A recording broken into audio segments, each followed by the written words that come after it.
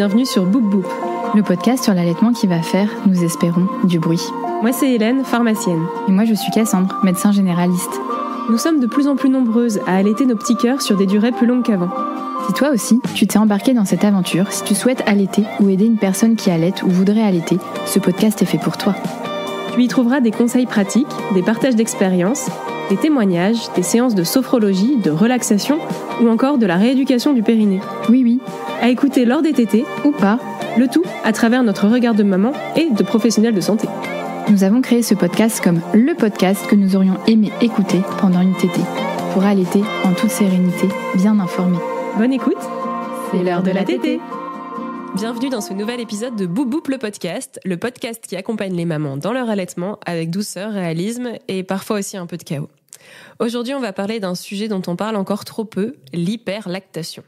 Faire trop de lait, ça peut sembler être une bonne nouvelle, mais pour certaines mamans, c'est un véritable parcours du combattant. Et pour en parler, nous sommes avec Sophie, maman allaitante qui a vécu une hyperlactation sévère avec son lot de complications. Mastite à répétition, abcès, intervention chirurgicale, drain. C'est un témoignage fort, touchant et surtout précieux pour toutes celles qui se sentent seules face à un allaitement trop intense. Une fois n'est pas coutume, aujourd'hui on avait à cœur de partager un témoignage et c'est donc, comme l'a dit Cassandre, Sophie qui nous rejoint pour l'épisode. Comme vous l'avez vu depuis le début du podcast, Cassandre a énormément de copines médecins qui sont venues raconter leurs aventures à notre micro.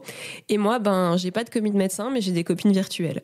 Une bande de daronnes sûres avec qui j'échange sur les réseaux depuis bientôt 5 ans. Et Sophie, c'est l'une d'elles. Depuis 2020, on parle de notre rapport à l'allaitement parce que sans savoir les mêmes problématiques, on s'est trouvé beaucoup de points communs. Quand on a annoncé la création du podcast en septembre dernier, Sophie nous a envoyé son témoignage. Et en fait, on n'est vraiment pas doué avec la boîte mail du podcast. On s'en excuse. Contactez-nous sur Instagram plutôt déjà.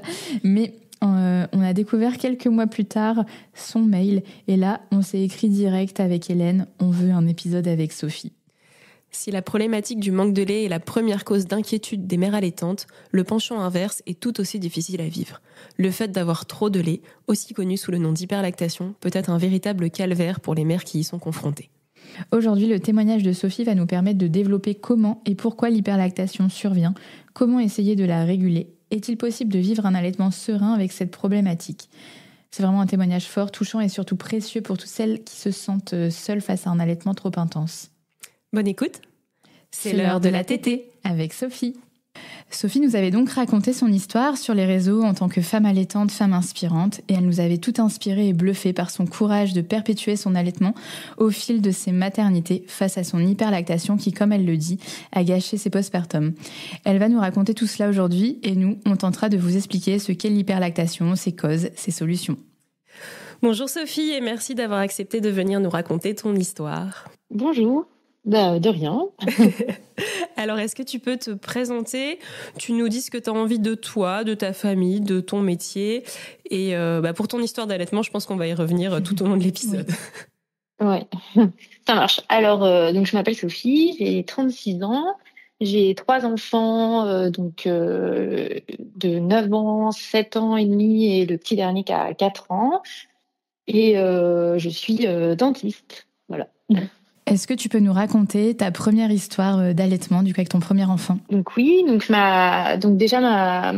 premier bébé, elle avait un retard de croissance intra-utérin, donc on m'avait pas mal, un peu stressée avant la naissance. On me disait donc qu'il y aurait peut-être une césarienne, que la mise au sein serait peut-être difficile, que ce serait un bébé de petit poids, qui aurait peut-être pas trop de force, bon. Je me souviens être très stressée par ça, me dire oh là là, si elle sait pas téter, ça va être compliqué. Puis c'était il y a 9 ans et il y avait pas toutes les ressources qu'on a maintenant. Moi, je n'avais rien. J'avais eu un cours de prépa à l'accouchement qui parlait un peu de l'allaitement, mais c'était quand même vraiment soft, quoi. Finalement, elle est née. J'ai eu un déclenchement, mais elle est née par voie naturelle. Et en fait, elle était effectivement petite, mais très vive, et elle tétait super bien. Elle était vachement efficace. Alors j'avais pas de référence en fait. Je savais pas. Moi, j'ai une maman qui a allaité, mais pas longtemps. Et bon, par contre, qui avait eu aussi des problèmes de mastite, Donc ma grand-mère aussi. En fait, voilà, c'est vrai que dans le paysage familial, tout le monde me disait ah oui, moi j'ai eu beaucoup de lait, j'avais mal. Euh, Ma grand-mère, elle avait eu les seins bandés, je sais, pour stopper sa lactation. Bon et donc bon, bah j'ai eu une montée de lait rapide. Et oui, à la mater, elle me disait, mais je me rendais pas trop compte en fait, moi, hein. Elle me disait, ah oui, bah dis donc, il y a du lait, c'est chouette. Ma poitrine, évidemment, a triplé, bah, quadruplé de volume. Mais ça a duré, bah en fait, ça a duré. C'était, moi j'ai des copines qui ont eu des grosses montées de lait, mais ça se tarit après, enfin, ça se calme un peu. Moi, c'est vrai que pendant un bon mois, 2 mois, c'était, bah déjà, j'avais des épisodes fiévreux, pas pendant 10 jours, quoi, hein. Ça a duré. Alors, on m'avait mis déjà des antibiotiques, mais j'avais quand même réussi à me sortir un peu de ça. Ouais, au bout de 2 mois, un mois et demi, 2 mois, je pense, bah, j'avais une lactation qui était bien rodée. Puis j'ai repris le travail assez tôt et du coup, bah alors pareil, j'avais aucune notion de tirer son lait. Enfin, moi, on m'a jamais parlé de ça. Je, enfin, je la mettais, elle allait chez une nounou, donc elle tétait le matin. Je tirais pas du tout mon lait dans la journée, donc j'avais quand même bien mal au sein le soir. Et je l'ai récupérée, elle tétait le soir et on a tenu comme ça 6 mois. Donc en fait, elle stimulait peu, hein, mais bah j'avais pas de problème de trop peu. Enfin, ça c'était pour la première. Mais j'étais peut-être pas très obstinée dans l'idée d'allaiter non plus. Enfin, si je voulais allaiter, c'était important, mais j'ai pas fait de blocage à lui donner des biberons de lait en poudre. Enfin, non, en fait, je me disais bon, bah c'est comme ça et voilà. On en parlait moins, je pense aussi. Oui, c'était pas l'époque où l'allaitement était hyper prôné et promu et décomplexé et tout ça, quoi. Tout ce qu'on aime, bien sûr. Au fait, Hélène, c'est quoi l'hyperlactation ? Alors, l'hyperlactation, donc, comme son l'indique, c'est quand on a beaucoup de lait. Et donc, c'est quand la production de lait est supérieure aux besoins du bébé de façon persistante. C'est pas juste au moment de la montée de lait, c'est vraiment tout le temps. Alors, il y a plusieurs causes possibles. Il y a des hyperlactations qui sont primaires, c'est-à-dire qu'on est livré avec. Dans ces cas-là, il peut y avoir une cause génétique. C'est peut-être le cas de Sophie, puisque tu nous as dit, Sophie, que potentiellement ta grand-mère et des tantes avaient décrit avoir beaucoup de lait. Ça peut être dû à un déséquilibre hormonal.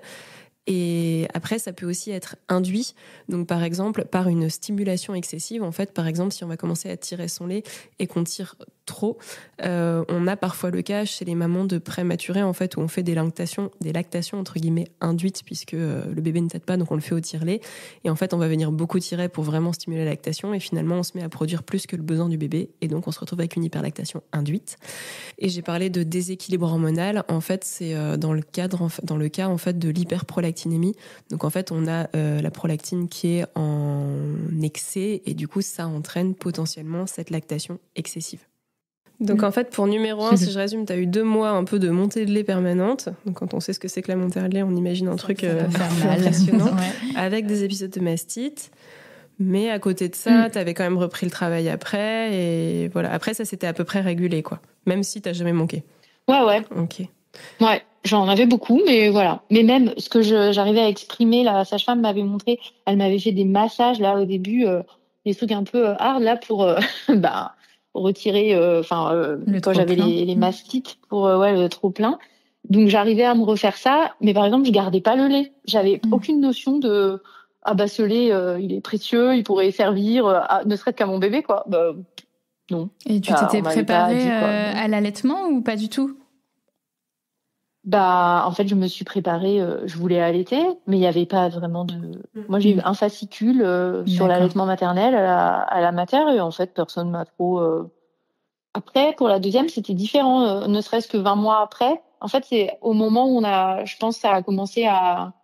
Ou alors, c'était peut-être mon environnement, hein. J'étais la première de mes copines à avoir un bébé. Enfin, il n'y avait pas trop de... J'avais pas d'amis qui allaitaient, ou même dans ma famille, c'était pas... Ouais, donc j'étais peut-être juste pas dedans, je sais pas. Je me rappelle plus trop, mais j'ai l'impression qu'on n'en parlait pas trop, en tout cas. Ouais, c'était pas la même époque. Après, donc du coup, tu nous as dit que tu as allaité 6 mois, et donc 2 ans plus tard, tu as eu ta deuxième, si j'ai à peu près bien compté. Ouais. Et alors là, comment ça s'est passé ? Ben, donc en fait, apparemment, plus on a d'enfants et plus on produit. Donc, alors moi, ça s'est bien vérifié parce que pour la deuxième, donc j'ai eu une montée de lait encore plus rapide, quoi. Enfin, c'est presque j'accouche et ça y est, quoi. Je déborde dans les heures qui suivent. Sachant que par contre, pendant la grossesse, ça, je me souviens pour la première, je me disais mais c'est pas normal, j'ai pas du tout de. J'avais lu qu'on pouvait avoir un peu de lait qui sortait. Alors, moi, j'avais vraiment rien. Mais là, c'était pendant la grossesse non plus. Mais par contre, dès l'accouchement, c'est devenu beaucoup. Alors déjà plus que pour la première. Et surtout, j'avais un bébé qui t'était beaucoup moins bien. Parce que Anna, ma fille aînée, elle se scotchait et elle déglutissait. Il y en avait pour 10 minutes max à chaque fois. Et elle était pleine et voilà quoi. Enfin, du coup, il n'y avait pas trop. Enfin, oui, en fait, je suivais un peu les recommandations d'il y a 30 ans, je pense. Enfin, moi, on m'avait dit, bah voilà, vous le mettez toutes les 3 heures. Enfin, c'était presque comme un biberon puisque je l'avais tout. En fait, elle était bien remplie, voilà. Pour la deuxième, donc elle était beaucoup moins bien à cause de son reflux. Elle restait longtemps au sein, c'était laborieux et en fait comme elle me stimulait un peu à longueur de journée, ben, je produisais encore plus et donc à force j'ai eu des crevasses bon, très rapidement, hein, même à la mater déjà. Et avec ce lait qui sortait en permanence, là, je me suis retrouvée avec des mastites et ça surinfectait sur les crevasses. Donc, il me donnait des crèmes antibiotiques, des antibiotiques aussi par voie orale. Et je m'en sortais pas, quoi. C'était un peu le cercle vicieux, parce que, alors, on me disait, si votre bébé pleure, faut le mettre au sein. Alors après, on me disait, alors faut peut-être le mettre moins au sein parce que du coup, là, il stimule trop et vous, ça devient un peu chaotique, quoi. Je savais plus comment faire. Mhm. Et tu as réussi à te faire accompagner par un pro de l'allaitement qui t'a aidé ou pas du tout? Alors, ouais, là, à la maternité, on m'a donné le nom d'une sage-femme qui était, alors je sais plus, c'est IBCLSP, qui était super, qui m'a reçue plusieurs fois, donc pendant les mastites, pareil pour m'aider à masser, pour vider, parce que quand la mastite elle est bien bien vénère, quoi, ça sort plus. Donc c'est horrible, on a les seins qui sont prêts à exploser et ça bloque. Donc elle m'avait montré pas mal de trucs. Enfin, et puis ensuite j'expérimentais à la maison. Moi ça marchait bien de mettre du chaud. Genre, alors la douche ça marchait pas super bien parce que ça restait pas assez longtemps au chaud. Mais le verre d'eau chaude, genre je restais mais longtemps avec le verre d'eau chaude. Et au bout d'un moment, je voyais le petit filet de lait là qui sortait et puis ça partait bien. Les bouillottes aussi, je mettais des bouillottes chaudes avant de vider quoi. Mais c'est vrai que c'est le cercle vicieux parce que à la fois faut pas trop stimuler et en même temps le bébé il demande.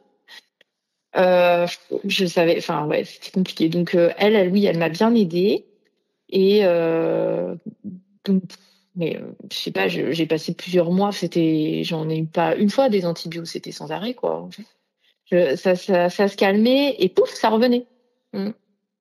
Donc Tu devais être quand même méga fatiguée, non? ah L'infection ouais, sur j'étais infection. crevée, j'étais même, je me rappelle être tombée dans les escaliers parce que enfin, ça me donnait des vertiges quoi, j'avais des frissons, enfin c'est comme la grippe quoi. C'était trop mal avec Adèle qui dormait pas. Bon, non, c'était un peu sport, puis j'avais l'impression que je profitais pas parce que tout était tourné autour de mes seins en fait.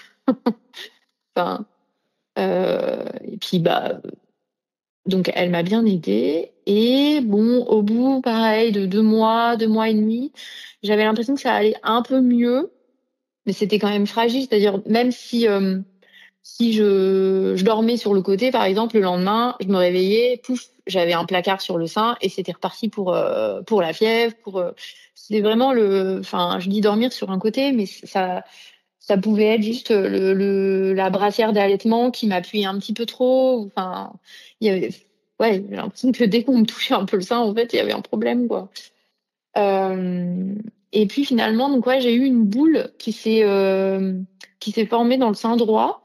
Donc elle m'avait pas mal rassurée. Elle me dit que c'était sans doute je sais jamais si on dit une ou un galactocèle. C'est une très bonne question. Je pense que c'est une parce que un prof pas du tout sexiste avait dit tout ce qui est relou est féminin en pathologie. Ah d'accord. Alors c'est pas censé être si relou a priori. Quand même, ça peut finir en opération, non?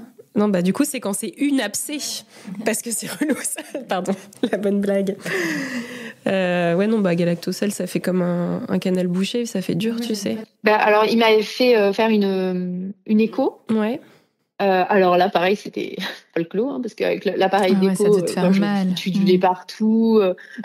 Le gars, il était pas très patient. J'avais l'impression que je le dégoûtais. Après, il était ah là là, bah oui, bah, désolé. Enfin, bon, tu peux pas l'arrêter. Il passait dessus, bah, c'était encore pire, quoi. Enfin, ouais. bon. Et donc, il m'avait dit, en fait, d'attendre la fin de l'allaitement et que souvent, ça disparaissait tout seul. Mais ça te faisait mal. Bah, non. Juste, j'avais une boule, quoi. Donc, et ça m'inspirait pas. Enfin, je me disais, bon, ce truc-là, ça me plaît pas trop. Et du coup, j'avais demandé à la fameuse consultante en lactation si il y avait pas moyen de me l'enlever, quoi. Enfin, je sais pas, je voulais pas rester avec ce truc-là. Et elle m'avait dit, oh, ben, ça va vous faire une cicatrice, enfin, puis c'est bénin, donc non, ce serait mieux d'attendre. Mais si vraiment vous voulez, bon, allez voir. Elle m'avait indiqué le nom plus trop, une gynéco une gynéco. à Lyon, là. Parce que là-bas, ils faisaient peut-être une approche avec une ponction ou je sais pas quoi. Enfin, c'était un peu moins. En fait, dans la galactocèle, c'est du lait dedans et dans un abcès, c'est du pus.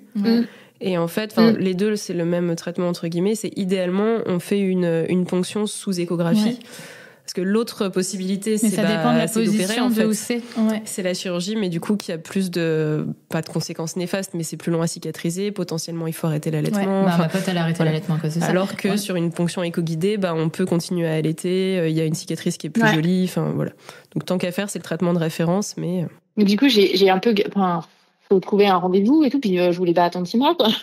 Bon, j'ai réussi à avoir un rendez-vous. Et en fait. Quand je suis arrivée au rendez-vous, ça faisait 2-3 jours que ça allait pas du tout. J'avais de nouveau vachement de fièvre et mon sein, il avait une tête, mais enfin, vraiment, je me souviens de me regarder dans le miroir et de me dire, mais enfin, là, c'est pas possible, quoi. Enfin, j'ai une poitrine, alors mon sein gauche, il était énorme, ok, mais le droit, il avait vraiment une drôle de forme, quoi. Et c'était rouge, bon. Donc, je vais au rendez-vous et en fait, elle me voit, elle me dit mais là, enfin là c'est pas, il faut opérer en fait, il faut opérer en urgence, on peut pas le faire on peut pas faire une ponction et comme les suites ça va être un peu chaud, il faut rentrer chez vous. Moi j'habite au sud de Montélimar, donc il vaut mieux retourner à Montélimar parce qu'il faut qu'on puisse vous voir et si vous vous faites opérer à Lyon, enfin voilà, pour le suivi c'était mieux d'être chez soi. Du coup, on m'a ramenée à Montélimar dans la journée et là, en fait, je suis arrivée et enfin vraiment, ils m'ont fait l'écho vite fait et je pense qu'en une demi-heure, j'étais au bloc, quoi. Ouais. Et c'est marrant parce que le matin, je me rappelle, j'avais pas trop mangé, je me disais bon, ça va mal finir ce truc-là. Mais avec ces complications-là, il te passait quoi dans la tête? Tu te disais, je vais continuer l'allaitement tout de même ou à un moment, il va falloir que j'arrête parce que c'est trop compliqué pour moi, pour ma santé? Non, ouais, un peu, mais en fait, c'était plus fort que moi, quoi. Je me disais, non. Enfin, puis Adèle, elle était petite, c'était le jour de ses 2 mois, donc elle avait, 2 mois. Je reprenais, moi, le travail, 10 jours après. J'avais racheté un cabinet en plus, donc je reprenais enfin bon, c'était l'enfer. Et oui, ça se mélangeait un peu, mais en même temps, j'ai un peu subi à ce moment-là. Enfin, bon. Puis j'étais un peu pas délirante, mais j'avais quand même pas mal de fièvre, j'étais pas bien, quoi. Enfin, donc je me rappelle avoir pleuré avant de rentrer au bloc en me disant mon pauvre bébé. Enfin, ouais, c'était plus ça en fait. Elle est pas là et Ben, je savais pas trop combien de temps ça allait durer. Bon, ils m'ont. Mais moi, je me souviens là, regarder mon sein, mais vraiment avoir envie de me donner un coup de bistouri dedans, quoi. Hein, parce que, enfin, c'était. Je voyais quoi que la peau, elle était tendue, enfin, à la limite dans la bouche, c'est pareil en fait. Hein, je me disais, bah oui, là, c'est sûr, c'est la merdouille, ça ne va pas du tout. Et ça avait pas un aspect normal. Et oui, bon, bah c'est ce qui s'est passé. Et quand je me suis réveillée, bah là, pareil, c'est marrant parce que c'est des services où, en fait, normalement, c'est là où ils connaissent le mieux. Mais j'ai dû batailler pour qu'on m'amène un tire-lait, par exemple. Enfin, j'étais là, est-ce que je pourrais avoir un tire-lait? Parce que, bah, en fait, je vais avoir un problème là si je tire pas. Parce que du coup, donc, au final, t'es passé au bloc, c'était un abcès finalement, c'était pas une galactocèle? Ouais, c'était un abcès. Bah alors, en fait, c'était la galactocèle qui avait... Abcédé, Ouais. Oui. Ouais, ils ont ouvert et j'avais une lame avec une poche, quoi, qui recueillait le pus. Et elle pouvait téter encore. Il m'avait dit, ça va pas contre-indiqué l'allaitement. Non. Et ils ont tout nettoyé, ils ont peut-être même instillé des antibiotiques au niveau de la localisation de l'abcès, je pense. Enfin, en général, c'est ça qui se fait. Donc, il n'y avait pas de contre-indication à l'allaitement. Ça, c'est possible, oui. Alors, si ce n'est que ça faisait super mal, quoi. Quand elle tétait... mais là, oui, le post-op, c'était vraiment dur. Hein. Oula, j'avais mal, puis ça s'arrêtait jamais en fait. C'était une douleur je disais à mon mari, j'ai l'impression qu'on me plante une lame de couteau dans le sein et qu'on tourne quoi, que ça tourne là et que c'était ah ouais non, le post-op, c'était vraiment terrible. Et en fait, ça s'est réinfecté par-dessus. Bah oui, mais ma lactation n'a pas calé en fait. Donc, et là, les gynécos t'ont pas dit va falloir qu'on trouve une solution, voir un spécialiste spécialisé par exemple dans l'hyperlactation pour... Non. Est-ce qu'il y a un moment où le mot hyperlactation est venu ou pas? Oui. Ils m'ont dit vous êtes un cas d'école, enfin voilà, mais déjà la conseillère en lactation, elle me disait qu'elle en voyait pas, très peu, ou en tout cas pas à ce point. Et que, bah oui, ça lui faisait bizarre parce qu'elle voit plutôt des mamans qui galèrent à avoir du lait. À avoir du lait. Et oui, bah non, moi, c'était l'inverse. Et non, en fait, ils étaient vachement encourageants même. Ils me disaient, oh, mais non, faut pas, enfin, vous avez raison de continuer, vous avez vraiment, vous avez pas fait tout ça pour rien. Ils me disaient, mais je le prenais bien, moi, ça me faisait plaisir, hein. Enfin, ça m'encourageait. J'aurais mal pris qu'on me coupe l'herbe sous le pied, quoi, qu'on me dise, bah non, maintenant ça suffit, madame. Enfin, mais en même temps, je sais pas. Avec le recul, je me dis, mais pourquoi je me suis infligé ça? Parce que c'était horrible, quoi. Bah, moi, clairement, là, j'ai un peu les larmes aux yeux de tout ce que tu racontes. Je te trouve tellement courageuse d'avoir fait tout ça pour tes bébés. Et ton entourage, il pensait quoi de tout ça? Alors, mon mari, il m'accompagnait, il me jugeait pas, il m'encourageait, mais je pense que si j'avais dit, là, j'en peux plus, je veux arrêter, il m'aurait dit, OK. Et quand je disais, non, je veux pas arrêter, il me disait, OK. Enfin, en fait, voilà. C'est la bonne attitude à avoir du coparent, ouais. Oui, mais de toute façon, je pense que, je l'aurais jeté. Enfin, je sais pas. On est un peu, moi, en tout cas, j'étais dans ma petite bulle. Et voilà, si les médecins, ils m'avaient dit arrêtez, madame, je l'aurais mal pris. Là, maintenant, avec le recul, je me dis peut-être qu'ils auraient dû me mettre un peu plus en garde, mais est-ce que ça aurait servi à quelque chose? Je ne sais pas. J'étais pas prête à le recevoir, en tout cas. Moi, bon, voilà. Après, c'est vrai que, quand j'ai repris le travail, alors en plus, bon, ça, je sais pas si vous le mettrez dans le podcast, mais j'ai perdu ma marraine à ce moment-là, qui avait été, c'était la seule femme de ma famille qui avait allaité longtemps et qui était de bons conseils. Enfin, on était très proches et elle s'est suicidée cette semaine-là, enfin, quelques jours après mon opération. Donc, ça a été absolument horrible.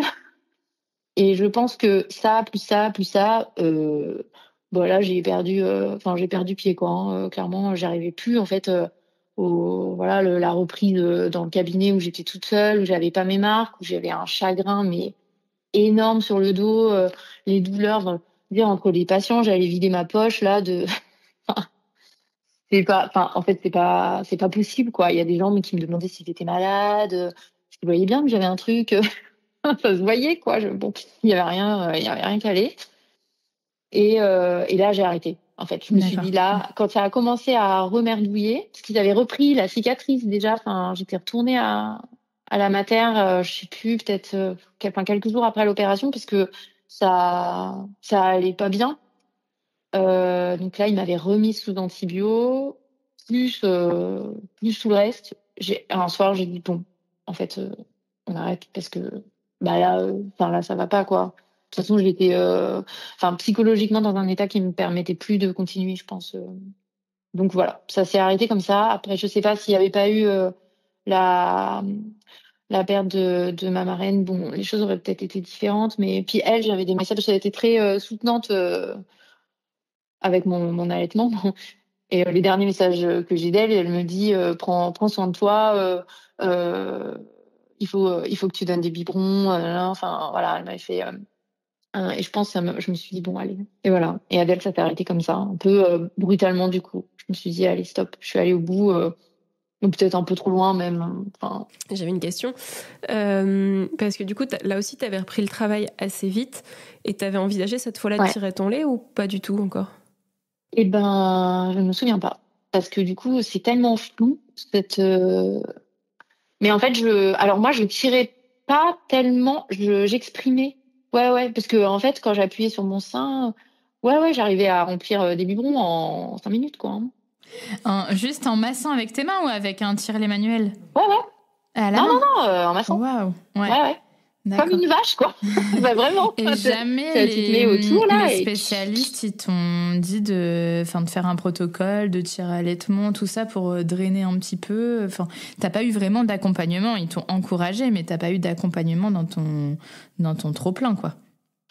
Elle me disait... après, elle a vu aussi que j'allais pas très bien, donc elle m'a un peu aussi encouragée, je pense, elle m'a pas dit « Oh bah non, c'est trop dommage ». Non, après, elle a dit « Bon, oui, prenez soin de vous, bon courage, quoi ».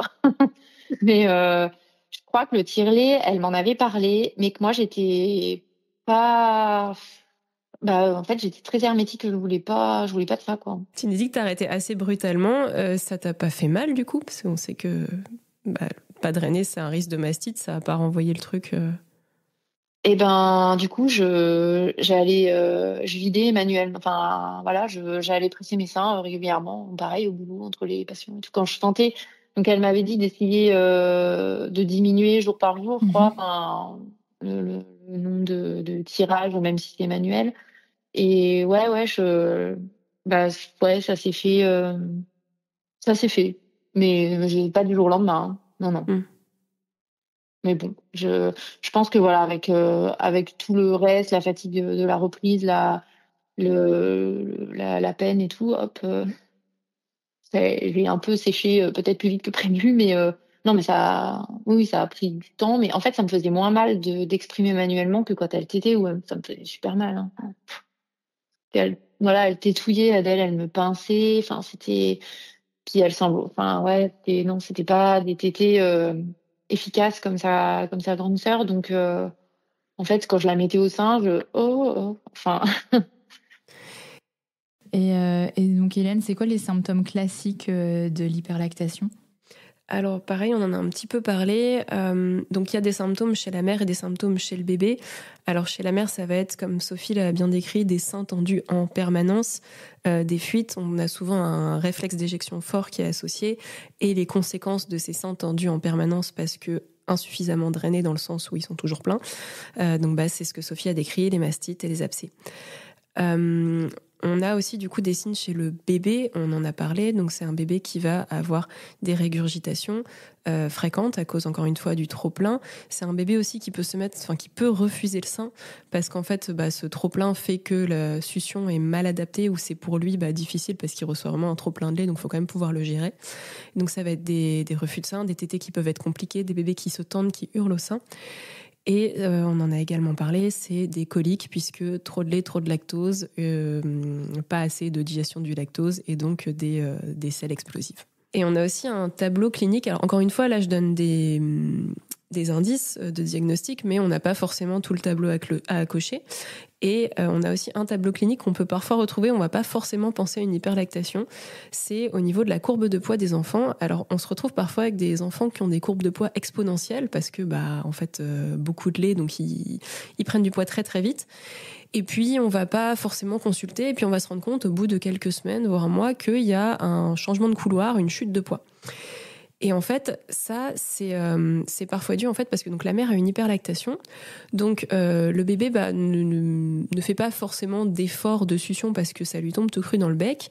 Et en fait, petit à petit, la lactation diminue et en fait, le bébé n'a pas bien ajusté sa succion. Et du coup, comme la lactation diminue, lui, il s'attend à ce que ça tombe, ça ne vient pas. Et donc, on se retrouve avec des bébés qui perdent du poids. Donc, faut y penser devant encore une fois, des cinétiques de prise de poids fortes puis qui descendent. Et il y a aussi autre chose auquel on doit faire attention dans l'hyperlactation, c'est que du coup, des fois, le fait d'avoir les seins tout le temps engorgés, les mères peuvent être amenées à penser que leur bébé tète mal et du coup à les mettre encore plus souvent au sein. Alors là, c'était pas le cas de Sophie, mais elle s'est retrouvée à le mettre beaucoup au sein, son deuxième, à cause du reflux. Et en fait, ça alimente l'hyperlactation. Et aussi, ces mères qui ont les seins tout le temps engorgés peuvent se dire mon bébé ne sait pas bien vider mon sein, donc je vais en plus tirer pour stimuler la lactation. Donc on peut se retrouver avec des hyperlactations de base qui sont en plus aggravées et induites par un tire-allaitement qui est ajouté, en se disant qu'il faut stimuler le sein parce que visiblement il y a un problème d'engorgement, donc il faut stimuler encore plus. Voilà. Donc vraiment, l'hyperlactation, c'est pas quelque chose à prendre à la légère. Il faut vraiment faire attention à tous ces signes, à y penser, et donc pas hésiter à consulter des professionnels de l'allaitement dans ces cas-là, puisque encore une fois, c'est pas quelque chose auquel on va penser tout de suite, puisque on pense toujours au manque de lait, mais jamais au trop plein. Et donc vraiment, on peut complètement passer à côté et trouver des grosses difficultés chez les mères en fait en ayant un mauvais diagnostic. Et donc du coup, on va avancer et arriver à numéro 3. Donc comment ça s'est passé quand tu as été enceinte de ton troisième? Donc avec cette expérience que tu avais encore en mémoire, j'imagine, comment tu as appréhendé ce troisième allaitement? Est-ce que tu avais envie d'allaiter déjà? Ça aurait été complètement compréhensible que tu n'aies pas envie. Et comment, qu'est-ce que tu te disais en fait? Alors je me disais, non mais maintenant, je suis au taquet, en fait. Ouais. Je sais exactement comment vider. Je vais y arriver. C'est bon, je suis experte en expression. Donc, j'avais un peu la trouille, mais voilà. J'avais recontacté la consultante en lactation qui m'avait dit, OK, vous m'envoyez un mail quand vous accouchez et je viendrai vous voir à la mater. Donc, quand j'ai accouché, pareil, j'ai eu une montée de lait ultra rapide. Et alors, mon petit dernier, il s'appelle Lou. Il avait pas mal de glaires, donc il était un peu écœuré de téter. Enfin, il se mettait pas trop au sein. Bon, donc elle m'avait dit, exprimez un peu manuellement du colostrum et on lui donnera à la pipette. Je sais plus oui, c'est ça. Dans une seringue là. Je sais plus comment elle lui avait donné. Puis ça va peut-être un peu le faire vomir ou il va évacuer dans les selles et ça ira mieux. Et donc elle m'avait laissé un petit pot sur la table de la chambre là. C'était pas suffisant la quantité, j'ai l'impression. Ah non, mais moi en fait en trois pchits, je les ai rappelés. Donc elle est arrivée, elle m'a dit oui, vous voulez de l'aide? Je dis non, je veux la seringue. Amenez-moi le matos, c'est bon. Et elle était là, ah ouais, mais c'est incroyable. J'avais rempli le truc de colostrum direct, quoi. Et là, ça me faisait rire un peu jaune, quoi. Je me disais, comme le colostrum, jaune. Exactement. Je me doutais que ça allait pas être... que tu n'allais pas y échapper, quoi. Je n'allais pas en avoir trop peu, mais j'en avais encore plus. C'était encore pire qu'Adèle. Alors lui, t'étais pas trop mal. Mais par contre, ça lui faisait beaucoup. Donc, on avait regardé, du coup. Alors, la conseillère, ça l'a chagriné un peu. Elle me disait, bon, on passe notre temps à dire qu'il faut pas faire des pesées avant, après. Mais en fait, moi, Lou, il vomissait, mais il tétait 5 minutes et il vomissait tout ce qu'il avait tété. Elle me disait, mais je pense qu'il boit, ça lui fait beaucoup, quoi. Et en fait, oui, il y a trop quelques fort jours de vie. En plus, je pense, ouais. Et t'avais des refs, etc. à chaque fois ou pas? Oui. Ouais. Ah oui, pour les 3. Ouais. Ouais. Et ça faisait,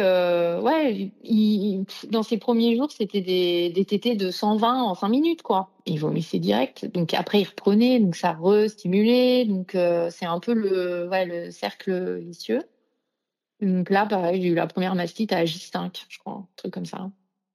Donc je suis retournée à l'hôpital. Elle m'a bien accompagnée avec le tire-lait pour montrer comment, parce que ça bloquait en fait. J'arrivais plus à faire sortir le lait. Donc là, ouais, c'est du stress. On se dit, bon, ça va recommencer. Enfin, je savais ce que c'était Enfin, si ça remerdouillait, je savais que l'abcès, c'est bon, je l'avais fait une fois, j'avais pas envie de recommencer. Et c'était tout le temps un peu sur le même sein ou c'est les deux alternativement que tu faisais des Les deux. mastites? Ouais, ok. Les deux. Et il y avait Là, par contre, donc il a 4 ans, il y avait quand même vachement plus de trucs. Il y avait plein d'accessoires. Donc moi, j'avais des accessoires, des petites coccinelles, là. AK, c'est ça? Ouais. Oui, le AK, la coccinelle de AK, je vois ce que c'est. C'est une sorte de recueil-lait, oui. Et après, j'avais aussi le truc un peu ventousé, là. Et le ventousé, moi, par contre, je le changeais pendant la tétée. C'est quand même un truc de Je le remplis. Enfin, j'avais, au bout de 10 jours, mon congèle, il était rempli. Je disais à mon mari, évite tout, là, enlève la viande, les haricots verts. Il y a du lait maintenant. Et même au boulot, parce que du coup, j'avais plus de place à la maison. Il y avait un congélateur au travail, donc j'en mettais aussi au travail. Et j'en ai encore. J'ai vu qu'il y en a qui le vendaient aux États-Unis pour faire de la glace. Ça va être l'été, là. J'en ai donné au lactarium, mais pas tout de suite, parce qu'il fallait pas que je prenne d'antibiotiques. Il y a des conditions quand même strictes, ouais. Ouais. Mais bon, c'était pratique. Ils venaient chercher direct au câble, là, dans le congélateur. Et j'en ai encore quelques-uns. Bon, maintenant, au bout de 4 ans, que les bains et tout, c'est bon. Au bout d'un moment, j'en ai marre. Moi, je balançais les bassines de lait. Allez. Et oui, et après, donc ça, pareil, je sais pas si vous voulez en parler ou pas, mais on m'a donné de la pseudoéphédrine. Donc, voyant que que c'était quand même intense et compliqué à gérer, tout ça, ils m'ont conseillé donc de prendre de la pseudoéphédrine. Alors il fallait quand même, j'en avais parlé avec la pédiatre d'abord, puisque, tu vas peut-être nous dire, mais faut surveiller un peu la mise en place, les réactions du bébé et tout. En fait, pour rapidement, la pseudoéphédrine, c'est un médicament qu'on donne dans le rhume, qui est maintenant sur ordonnance depuis peu, mais voilà, qui peut avoir une action de diminution de la lactation. Donc c'est prescrit, c'est surveillé, voilà. Mais on a remarqué qu'à un certain dosage, ça pouvait diminuer la lactation. Ouais. C'est un décongestionnant. À la base, oui. Du coup, t'avais pas de rhume. Truc nul. Youpi. Lou non plus. Non, elle m'avait dit ça peut caler fortement, donc surveiller, etc. Bon, moi, ça a rendu le truc peut-être moins inconfortable, mais c'était non, c'était pas un miracle. Et après, donc alors c'est un peu, ça fait 4 ans quand même, donc mais elle me conseillait de le mettre plusieurs fois sur le même sein. Donc faire par exemple 2 tétés à gauche, à droite, juste je touchais le moins possible en fait. Ouais, voilà. Et après à droite, et en fait même 2 voire 3 fois. Et c'est vrai que ça m'aidait, mais par contre c'est c'est quand même une organisation de fou. Ouais. Il faut se rappeler quel sein on a donné. Et puis il faut être attentive à l'autre sein, du coup, que lui, il se trompe c'est ça, l'autre, il est toujours un peu border, donc voilà. Mais j'ai accouché en février. Et des mastites, je regardais les photos hier, là. J'en ai eu jusqu'en mai, juin. Ouais. Mais du coup, tu devais y penser tout le temps, non? À ton allaitement, ta lactation et tout. Parce que tu devais tout le temps ressentir le truc. Ouais. Et après, donc, au bout d'un moment, je me suis mise à tirer, en fait. Je me suis dit, là, il faut que... Maintenant, il faut que j'arrête de le mettre au sein, parce que c'est trop compliqué. Ça me frustrait, en fait, parce que je voyais bien qu'il était moins confortable. Il était tranquille Ah oui, j'ai fait le dalle, là, aussi. Donc, on a tout fait. Franchement, mais là, il était bien. Il était peinard, en fait. Il buvait son truc tranquillou, à un débit qui lui convenait. Il vomissait pas. Et du coup, le dalle, c'était un dalle au doigt. Tu le mettais pas sur ton sein. J'allais dire, si c'est le dalle plus le néné, là, il y a double dose. Non. Je lui mettais au doigt. En fait, le but, c'était de pas stimuler mon sein. Ouais. Ouais. Oui, C'est une c'était autre pas le utilisation même du DAL. but. Ouais, voilà. Parce que nous, souvent, on en parle pour stimuler la lactation, mais toi, du coup, c'était donc mettre dans un flacon du lait avec une petite sonde sur le doigt pour lui permettre de téter tranquille à son rythme, et voilà. Oui, c'était utilisation détournée, mais ouais, c'était pareil. C'est la consultante qui m'avait parlé de ça. Ouais, tu voyais qu'il était plus tranquille comme ça, quoi. Ah, mais carrément. Puis moi, j'avais moins mal, hein, parce qu'en fait, j'avais quand même vachement mal. C'est les crevasses qui me faisaient mal, plus. Bon. Et bon, finalement, je sais plus trop comment c'est arrivé, mais il y a dû avoir la mastite aussi de trop, et j'ai dit, allez, on va introduire des biberons. Puis après, j'ai repris le travail aussi, en fait, donc je ne voyais pas demander à la personne qui gardait Lou de lui donner le dalle au doigt et tout. Ouais. Et après, les autres, nous, on lui avait donné, oui, à la tasse, mais je me mettais à sa place et je trouvais que c'était dur d'imposer ça. Bon. Donc, il y a eu biberon. Et en fait, il a quand même fini par bouder le sein assez rapidement parce que je crois que c'était pas... c'était pas confort, quoi. C'était dur pour lui, ouais. Et du coup, là, tu parlais de tirer ton lait. Tu t'es lancée dans une expérience de tir-allaitement ou... Ouais, c'est ça. Ouais, ok, d'accord. Du coup, pendant 9 mois, je crois, ça a duré. 9-10 mois. Ouais. Bah là, pareil, j'arrivais pas à passer à autre chose. Je me disais, non, pas de lait en poudre. Oh. Bon. Et est-ce que le tir-allaitement, ça t'a aidé à réguler cette hyperlactation ou pas plus que ça? T'avais toujours ce truc Oui. Ouais. J'ai fait matin. En fait, je tirais le matin et le soir.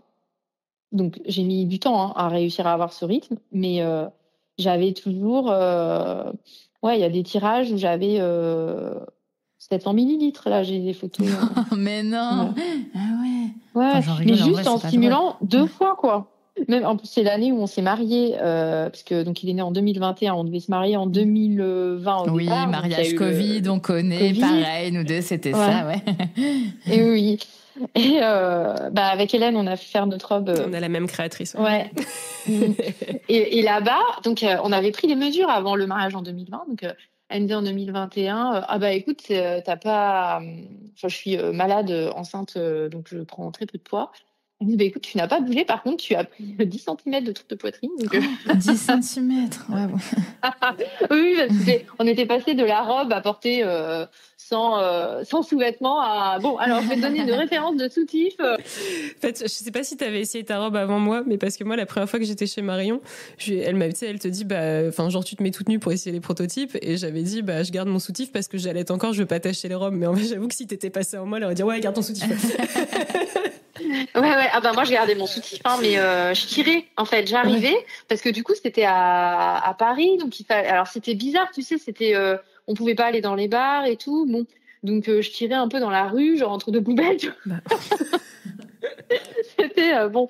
Et ouais, je tirais avant l'essayage pour pas être... parce que j'avais pris le train et tout, j'en avais quand même... il fallait... Voilà. Et pour le mariage, j'avais essayé de freiner un max. Et après le mariage, on a bien fait la fête et tout. Il a pas tété pendant plusieurs jours. Mais je sais que j'avais eu un petit coup de mou à me dire voilà, ça y est, j'ai plus de lait. Tu parles en 24-48 heures, c'était reparti. Ça, ouais. Mais les 700 millilitres, c'est justement en rentrant de Paris, là, des essayages de robe de mariée où j'avais... c'était dingue. Vraiment, je me mettais sur n'importe quel mode du spectral, là. Et voilà. C'est même fou, c'est que 700 millilitres, c'est fou. Enfin, plus ou moins mais c'est la production d'une journée, parce que pour un enfant de moins d'1 an, on parle entre 500 et 800 millilitres par jour. Donc toi, en une tétée, tu pouvais faire ça, quoi. C'est... Sachant que voilà, j'étais sur un rythme où je tirais, je stimulais vraiment tu stimulais plus que ça en plus. Ouais, une grosse capacité de réserve également, en plus de cette lactation forte. Ouais, c'était fou. Et en plus, j'ai pas de poitrine, non. Enfin, c'est ça bon, aussi, à c'est la l'époque, question que si. j'ai envie de te poser. Est-ce que tu as une forte poitrine à la base ou pas? Non, Même pas, quoi. ah non, non, j'ai pas de faim, quoi. Enfin, pas beaucoup. Au mariage et tout, enfin, franchement, je pense que les gens qui m'avaient pas vu depuis longtemps, ils devaient penser que j'avais... Fait une chirurgie mammaire. Et comment tu as vécu ça émotionnellement au fil des complications? Enfin, Ouais. Non, ça me rendait vachement triste quand même. Enfin, déjà, ça me fatiguait beaucoup. Et je me disais, oh là là, mais qu'est-ce que j'aurais été bien. Bah, il y a d'autres difficultés hein, Mm. sur le postpartum, mais en fait, oui, j'avais l'impression que je pouvais pas profiter de mes bébés parce que c'était tout pour mes seins, quoi. Enfin, ça me demandait enfin, tout était tourné autour de ça, puis ça fait mal, quoi. Hein. Enfin, donc, non, non, c'était pas c'était pas la super frite quand même. En tout cas, par rapport à ça, c'était compliqué. Et Mais est-ce bon. que tu as eu des gens qui t'ont dit non, mais Euh, attends, t'as vachement de chance, t'as plein de lait ou oui, pas? Et tout t'avais le envie de monde. faire quoi à ces tout gens? le monde. Bah, j'ai aucun, à part les gens très proches, quoi, qui connaissent mes difficultés, qui voyaient vraiment l'envers du décor. Mais même certains amis assez proches, souvent, en fait, la réaction, c'était, je me souviens, alors je suis assez pudique, donc j'étais pas du tout à l'aise pour tirer mon lait partout. Enfin, puis en plus, c'est un peu bizarre là, avec la petite machine et tout, ça fait du bruit. Bon. Et puis moi, c'était toute une organisation parce qu'il fallait avoir des contenants à disposition pour pouvoir changer. Enfin, et ouais, j'avais tiré une fois avec des amis vraiment très proches et je me souviens, donc j'avais dû me cacher un peu, mais bon, ils voyaient quand même ce qui coulait d'un truc parce que moi, ça faisait enfin vraiment, c'était des jets quoi. Ouais, comme quand tu regardes les vaches qui se font traire, moi c'était pareil quoi. C'était beaucoup. Et, euh, et je me souviens du copain qui avait dit, putain, mais c'est dingue. Enfin, il avait dit à sa femme, mais tu te rappelles, toi, comme tu étais en galère et tout, t'avais rien. T'as vu ce qui coule là? Il était halluciné, quoi. Et oui, en général, c'est bah t'as quand même de la chance. C'est moi j'en avais pas ou moi j'ai pas. Bah oui, oui. Enfin, oui. Après, je comprends. C'est pas rigolo dans l'autre sens non plus, mais c'est pas non, c'est pas de la chance. Je sais pas quoi. Bah, les extrêmes, c'est jamais bon. Puis du coup, t'as quand même gardé une cicatrice du coup de ton accès. Ouais. Ouais, c'est quand même un truc qui Ouais, reste. j'ai une belle cicatrice, mais ça va, elle me dérange pas. Enfin, ouais, bon, voilà, elle est là. Bon. Ma fille, mes enfants, ils voient, de toute façon, quand je suis en maillot de bain et tout, ça se voit. Et elle me dit, oh, mais c'est à cause de moi, ça. Je Oh, dis, bah non, bichette. Ouais. Lucette, ouais, non, c'est pas toi. Mais bon, voilà.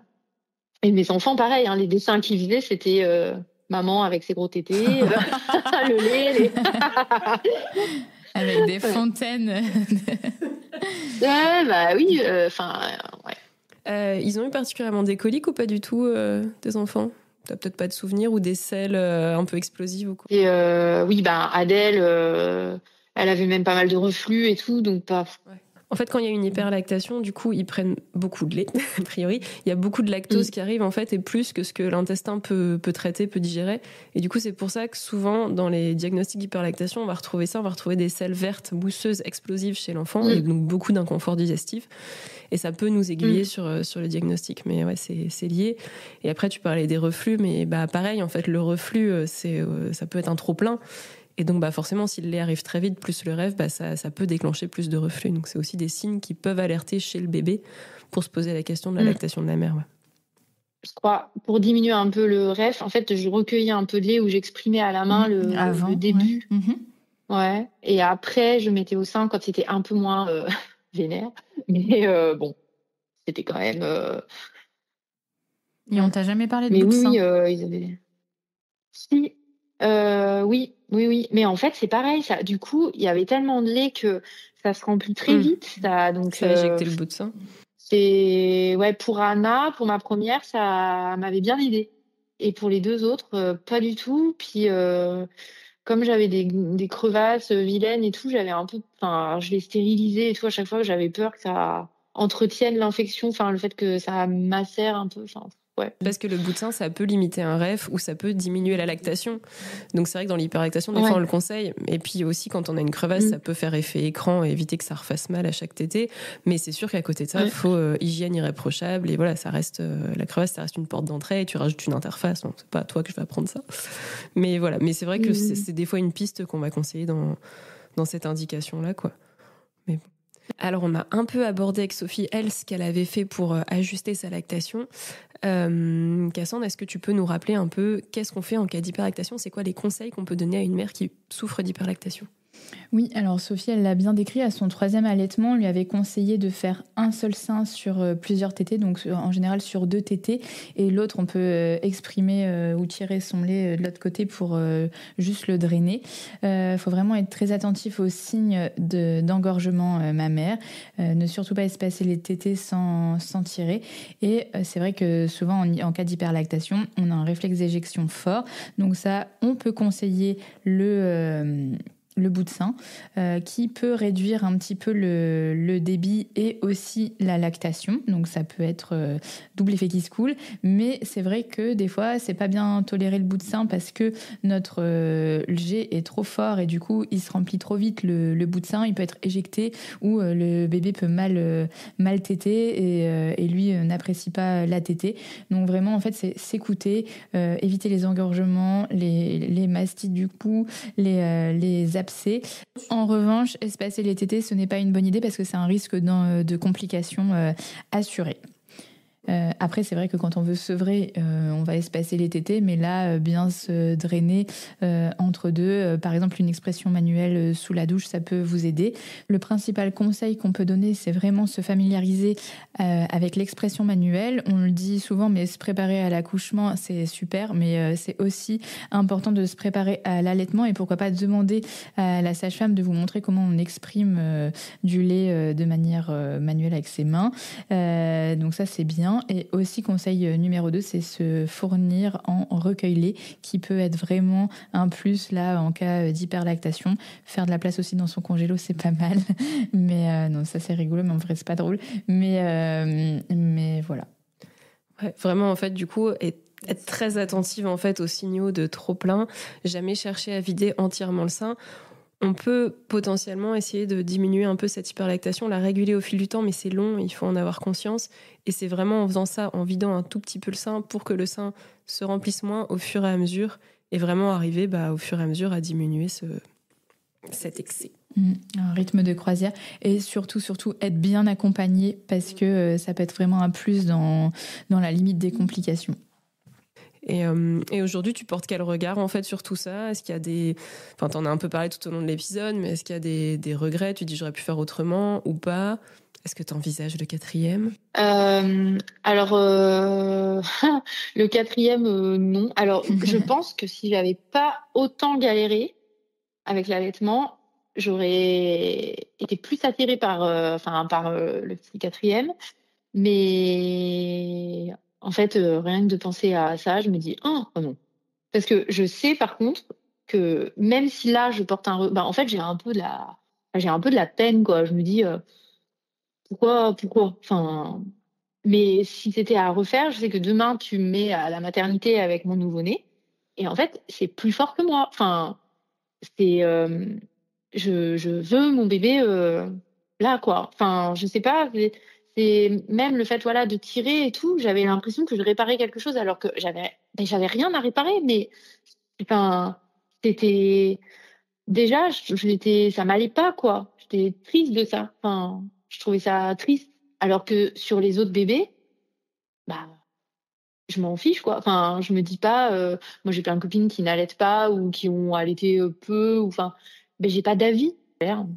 Et donc là, 3 ans après avoir sevré Lou, si j'ai bien compté, est-ce que tu as encore des inconforts au niveau de ta poitrine, des douleurs ou même des écoulements de lait Oui, du lait, j'en ai toujours.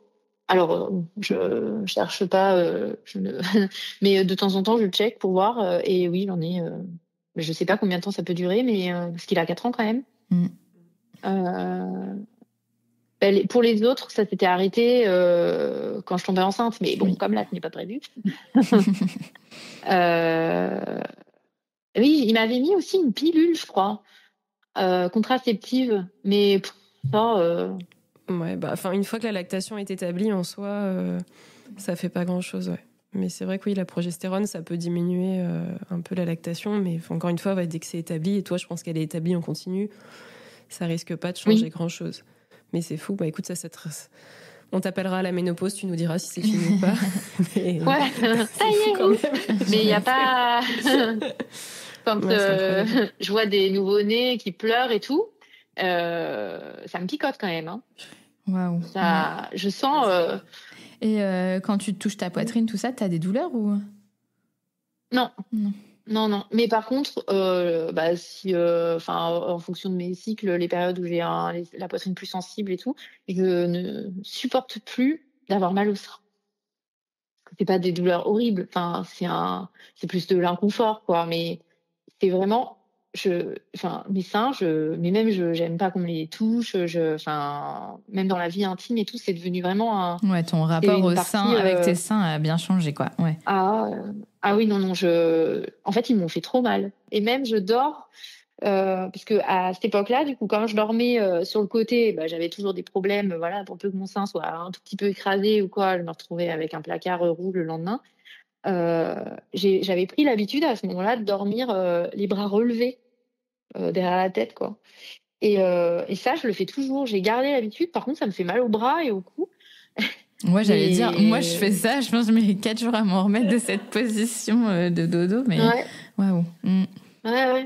Bah ouais, mais c'est vrai que mais même quand je faisais des siestes avec Lou, il a dormi pas mal, il dormait sur moi, oui, comme un petit chat, quoi. Et ben, ça me faisait super mal, hein. Mm. Même le portage et tout, c'était l'écharpe, j'ai mis du temps tout bébé, j'arrivais pas, moi ça me faisait trop mal à la poitrine. C'est mon mari qui portait beaucoup, moi. Et ça, c'est frustrant en fait. On te vole un peu un truc, quoi. Mais et surtout, c'est un engrenage parce que tu peux pas te dire. Il y a des gens qui me disaient pourquoi t'arrêtes pas en fait. Mais tu peux pas arrêter. Tu peux pas arrêter du jour au lendemain. Enfin, ça prend du temps Non, en ça fait. c'est pas conseillé, ouais. Ah bah non, là, je pense que c'est direct la septicémie. Mais, mais ouais, c'est du coup, en fait, c'est ça aussi, je pense, si j'avais pu arrêter un peu en claquant des doigts, j'aurais peut-être arrêté avant. Mais là, à chaque fois, du coup, j'avais le temps de gamberger un peu, de me dire, ah, mais non, c'est dommage, allez, réessaie, puis t'as peut-être pas essayé tout, et puis il y a ça, il y a ci, enfin, bon. Ben, en fait, le tire-lait, peut-être, voilà, si on avait eu un autre bébé, j'aurais pu me résoudre à ça, à tirer.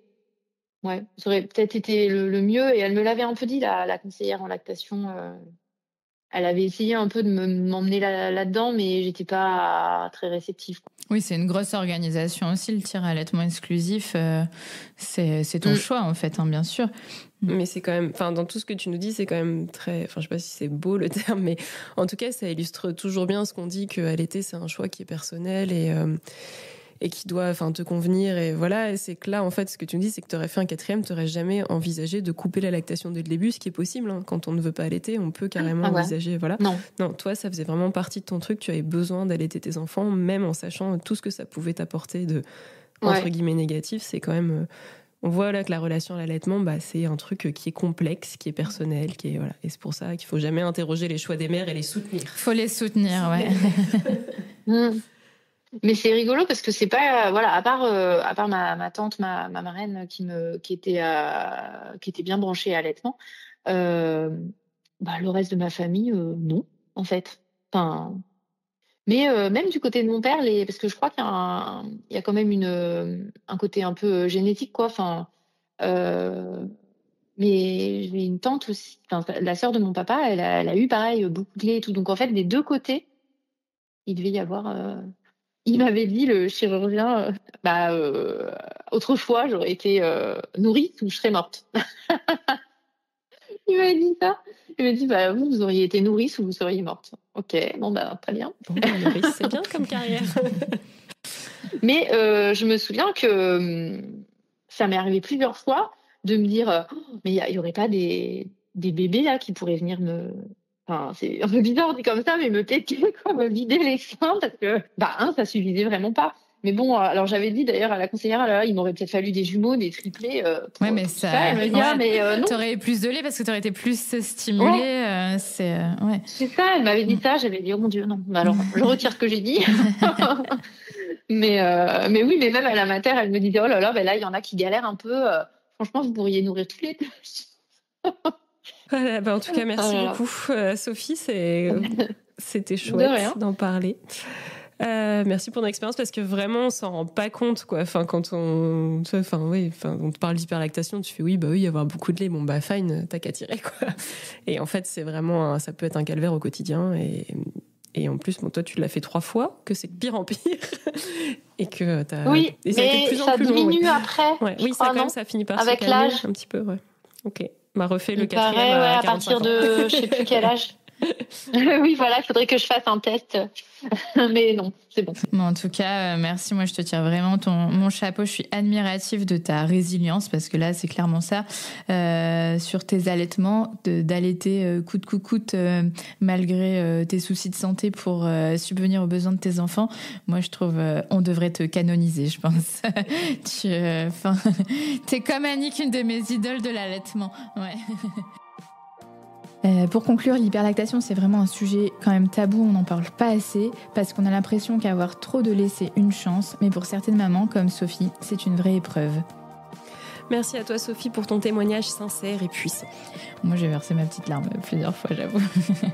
Et si cet épisode vous a parlé, si vous vous sentez concerné, sachez que vous n'êtes pas seul, il existe des solutions, et surtout, vous avez le droit de faire des choix pour préserver votre santé. C'était l'heure de la tétée. N'hésite pas à noter ou commenter notre podcast et à le partager pour que Bouboub soit écouté par des mamans qui allaitent ou futures mamans qui souhaitent allaiter. Pour pouvoir allaiter en toute sérénité, bien informée. C'était l'heure de la tétée.